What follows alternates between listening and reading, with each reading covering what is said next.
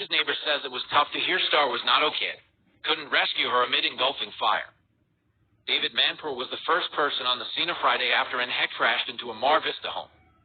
Mar Vista, California. David Manpearl, a neighbor of the tenant's home who was hit by Anne Heche on a Friday, was the first person on the scene.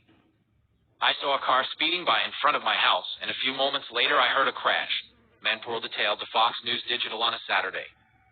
After hearing the crash, he made his way down the street to assist in the crash. Heche, 53, miraculously survived the near-fatal car accident on a Friday when she drove into a home in Mar Vista, Los Angeles. Manpearl, who is a software engineer, shared that the home's roof was completely caved in and Heche's car was lodged entirely inside the house and covered in debris. It went all the way through the house to the back of the house, Manpearl said of Heche's car. The windows were broken, so I opened the back door of the car. Before the actor's car caught erupted in flames, Manpearl was able to communicate to Heche, who he noted was conscious immediately following the crash.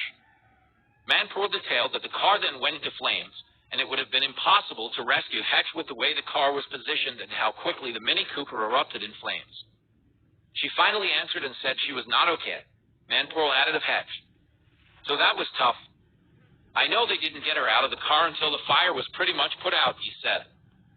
Manpearl was the first neighbor on the scene and assisted the tenant of the home. She was trying to get her dogs out of the house and was a little bit confused, he said. He assisted the tenant, who was renting the home, to his house where he said the neighborhood showed an outpour of love to the woman who did not even have enough time to grab a pair of shoes before vacating her home.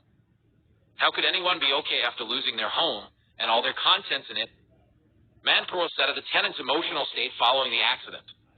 He noted that he was with the woman when she was told that her home had been red-tagged and she could not return. There was a great outpouring of support from the neighbors, he said. They brought her food and shoes. She had no shoes and other things to help her. Manpearl said that her friends eventually came by his house and she left with them.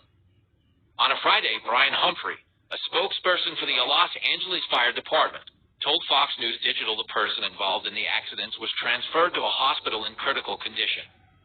The Los Angeles Fire Department shared a statement saying the vehicle had a single occupant when it rammed into a two-story home built in 1952.